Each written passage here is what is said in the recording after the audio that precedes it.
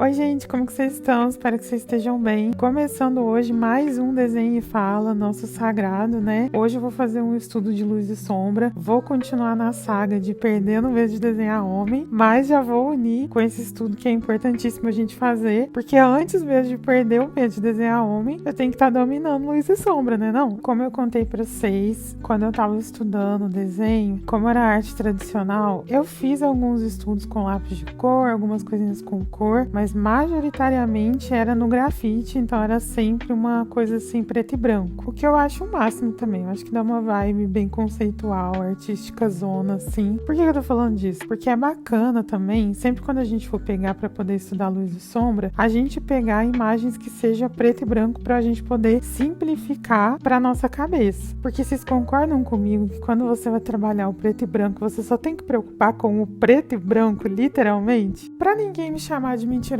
aqui, tem mais uma coisa que a gente tem que se preocupar, que seria com o cinza, que seria um pouco da transição entre o preto e o branco, mas já eu vou explicar isso pra vocês. Eu sei que todo esse contexto parece meio óbvio, mas eu tenho carregado em dizer coisas óbvias pra vocês o tempo todo. Isso faz parte do aprendizado. Mas, continuando no preto e branco, com o preto e branco a gente vai conseguir entender melhor como que funciona a nossa escala tonal. A escala tonal é um conjunto de valores do 0 ao 10. Quanto mais alto for, mais escuro é. Tem um detalhe: em alguns lugares vocês podem achar essa informação invertida, sendo o 0 mais escuro e o 10 mais claro. Eu tive mais facilidade de memorizar do claro pro escuro do 0 ao 10, mas aí você decide. Como a gente está usando preto e branco, nessa escala não vai ter cor, então vão ser cinzas, várias camadinhas desse cinza até escurecer total. A gente pode dividir esses valores em 3 escalinhas também. Do 1 ao 3 é claro, do 4 ao 6 é médio e do 7 ao 9 é escuro. Lembrando que o 0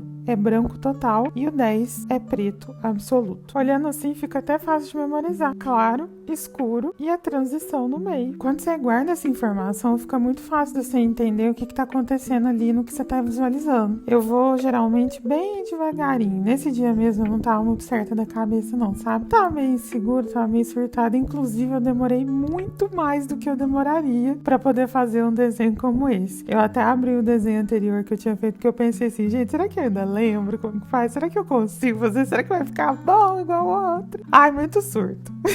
Eu acho o máximo que vendo de fora, nem parece que foi o caos que foi.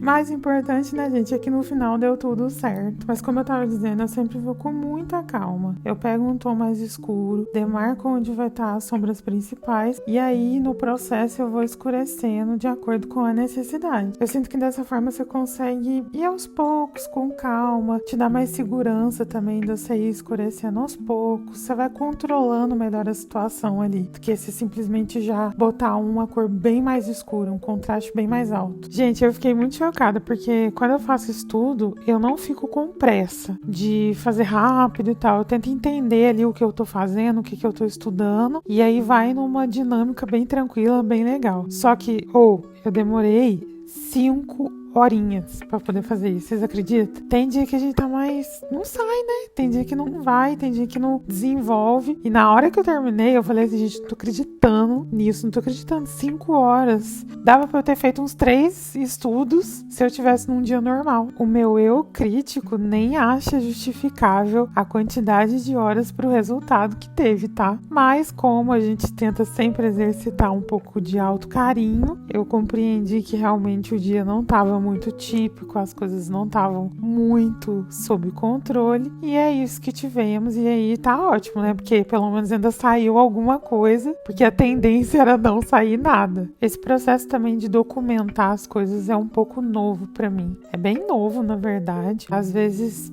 por não ter muito costume, eu sinto que as coisas elas ficam um pouco mais agarradas. Como eu já falei milhões de vezes, vocês sempre vão me ouvir falando sobre ser muito crítica, eu acabo pensando muito se o ângulo tá bom, se a luz tá boa, daí eu paro, olho, volto, começo de novo, e aí eu fico nessa espiral muitas vezes, e aí como eu também já não tava num dia muito certo, aí misturou tudo, mas assim, como eu disse, saiu alguma coisa e deu deu certo, né, gente? É engraçado que olhando por essa perspectiva, meio que não tá sendo só um estudo de arte, né, de ilustração, estudo como desenhar homem, estudo de luz e sombra, tá sendo um estudo total de como conduzir todo o processo, de documentar tudo, que também é uma experiência nova, mas também eu tô gostando, acho que tá sendo bem legal, assim, porque é algo que eu sempre quis fazer, né, tipo, ao longo desses 10 anos, mais de 10, né? Quanto que é? 16 anos? 15 anos? Ai, meu Deus, velho. Tá.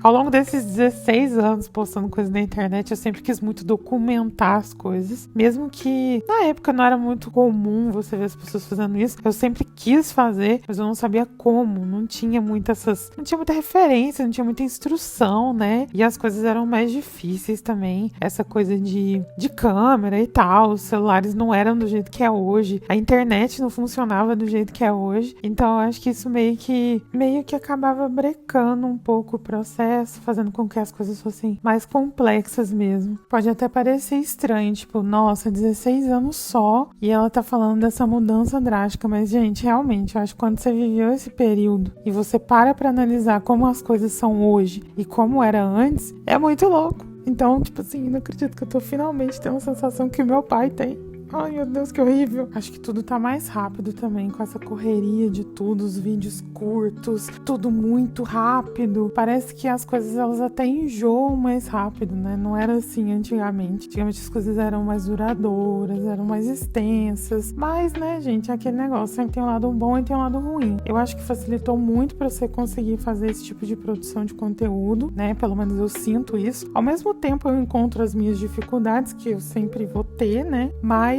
falando de modo geral, eu acho que facilitou muito. Ficou muito mais tranquilo em questão de equipamentos, as coisas que você vai estar utilizando, né? Celular e tal. Nessa época nem existia iPad, gente, 16 anos atrás. O iPad foi sair, o quê? 2013, 2012. O primeiro iPad ainda. Não tinha tablet, não tinha nada. É, tipo assim, foi começar mais ou menos nessa época. Às vezes eu tenho uns lapsos, assim, que eu tô desenhando no iPad e eu me lembro de quando eu imaginava de como seria desenhar num iPad.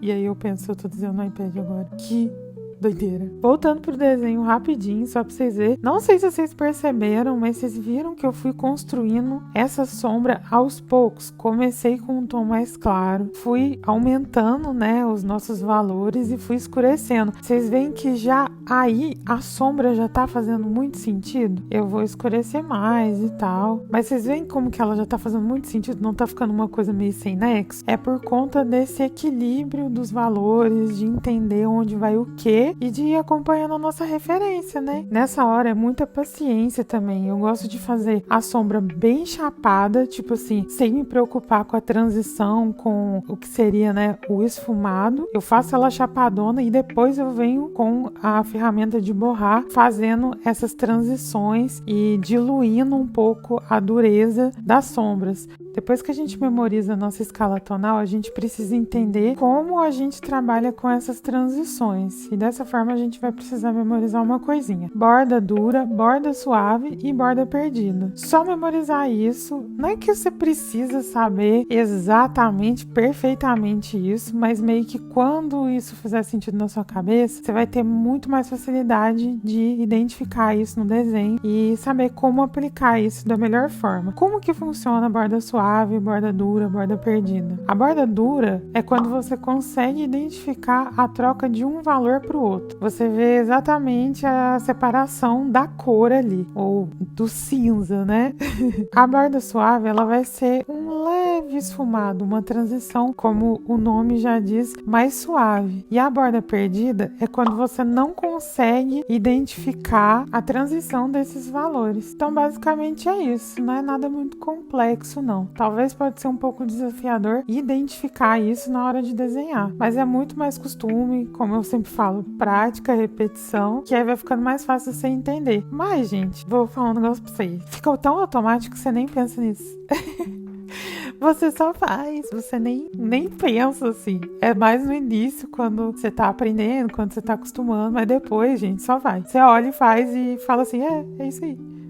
Não é difícil, gente. É só meio chatinho no início, mas depois realmente fica muito, muito automático. Eu tô olhando aqui, gente, é um negócio que me pegou desde quando eu terminei esse desenho, que eu fiquei com isso na cabeça. Eu tinha visto o vídeo de uma pessoa, não lembro quem que é, mas falando que assim, o que esses artistas bons têm em comum? Aí a resposta é, eles trapaceiam. Trapacear no sentido de que, quando a gente vai fazer uma referência, pelo menos eu fico bitolada em querer fazer o mais igual possível, porque é como se fosse uma prova pra mim mesma que eu sou capaz de fazer. Mas, gente, a referência é uma referência. É só uma referência pra você ter liberdade de ir seguir com o que você quiser. Aonde entra esse negócio do trapacear? Porque nesse modelo da referência, ele tá com uma sombra muito escura nessa parte dos olhos. Inclusive, no desenho nem ficou tão escuro quanto eu gostaria, mas mais por conta da tela, né? Na câmera, acaba ficando uma tela muito mais clara, os tons não ficam tão fiéis quanto seria se vocês estivessem vendo pessoalmente, né? E, enfim, eu fiquei olhando pra ele e eu senti falta de um ponto de luz no olho, nos olhos dele. Fiquei pensando isso o tempo todo e eu não pus, porque eu fiquei assim, não, vou fazer igual, fazer igual, fazer igual. Mas, gente, eu devia ter colocado esse ponto de luz, fiquei muito arrependida. Depois eu fiz até um teste com ele com ponto de luz e eu gostei.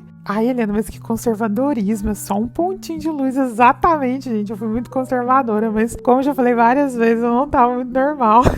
Uma coisa interessante na hora de fazer, de desenhar, de pegar referência, de trabalhar com luz, é que tem umas coisas que a gente pode realmente trapacear e meio que algo que não, tipo, não estaria ali, a gente pode pôr, porque vai ficar muito mais atraente visualmente do que a realidade em si. Então, foi bem que uma lição, assim, pra mim, e me deixou muito reflexiva. Não acredito que um ponto de luz me deixou tão reflexiva assim. Eu tô falando pra vocês que eu não tava normal. E o mais louco nem seria uma grande trapaça, entendeu? Tipo assim, não seria um crime absurdo. Eram 2 pontinhos de luz, um em cada olho. Meu Deus, que louco. Ai, gente, mas foi aí. Eu acho que foi mais ou menos nesse ponto do vídeo, do desenho, no caso, né? Que eu já tava sentindo melhor, assim, em relação ao processo. Eu acho que contabilizando, foi por volta de, tipo assim, eu tava com 2 horas ali desenhando e ainda não tava gostando. E eu pensei várias vezes em parar e simplesmente desistir.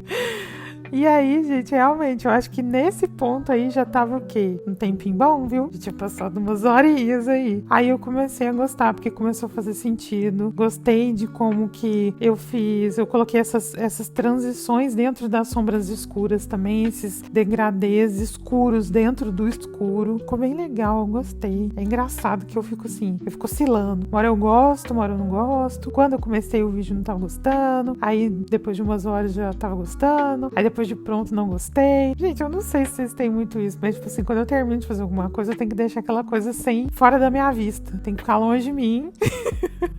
E aí eu tenho que tomar um ar e aí esquecer. Aí depois eu volto a ver, aí eu falo assim, talvez preste, talvez valha a pena. Gente, eu narrando o vídeo aqui, eu vi um detalhe. Ele tinha cílios, obviamente. E aí eu fiz os cílios, eu não gostei na hora como ficou, eu deixei ele sem cílios. Olha só como que eu fui uma pessoa contraditória e maluca.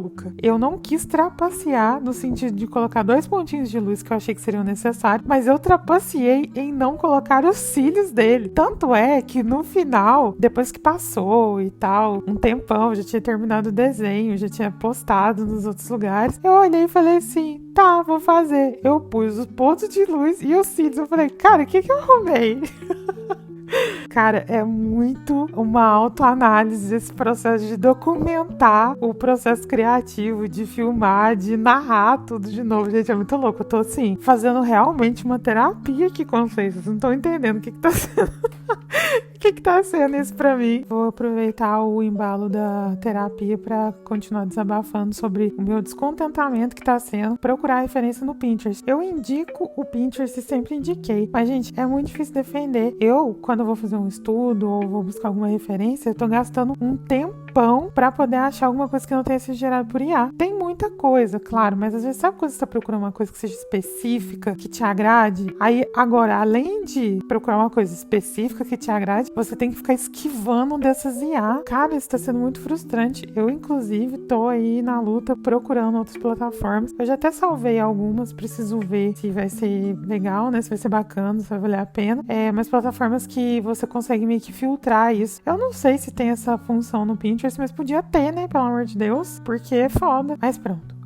Falei, tô leve. Estamos encaminhando para o acabamento, né? As partezinhas finais. Gente, eu poderia ficar assim muito mais tempo nesse desenho. É aquele negócio, né? Quando que você identifica que você acabou? Porque enquanto eu ficar olhando pro negócio, eu vou ver coisa que dá pra fazer. Então eu meio que tenho que me obrigar a, tipo assim, Helena, deu, acabou, vamos parar aqui, porque senão você vai ficar aqui e nunca vai terminar, né? Mas, gente, eu já vou me despedindo. Espero que tenha sido útil esse vídeo pra vocês, principalmente a parte que eu dei uma explicadinha sobre como funciona a luz e sombra. Espero que tenha feito realmente sentido. Espero que vocês tenham gostado do vídeo. Eu vou colocar até aqui do lado da arte finalizada o desenho com cílios e o pontinho de luz que eu queria pôr. Depois vocês falam pra mim aí nos comentários qual que vocês preferem, se fez sentido o meu surto ou se não fez. Tipo, de lutar pela trapaça. Porque eu vou manter fiel a isso e nos próximos desenhos eu vou tentar trapacear mais. Não esquece de se inscrever, curtir e comentar, que eu vou amar como sempre. E aí vocês vão poder ficar acompanhando aqui meus surtinhos enquanto a gente desenha e conversa. Mas é isso, gente. Espero de verdade que vocês tenham gostado.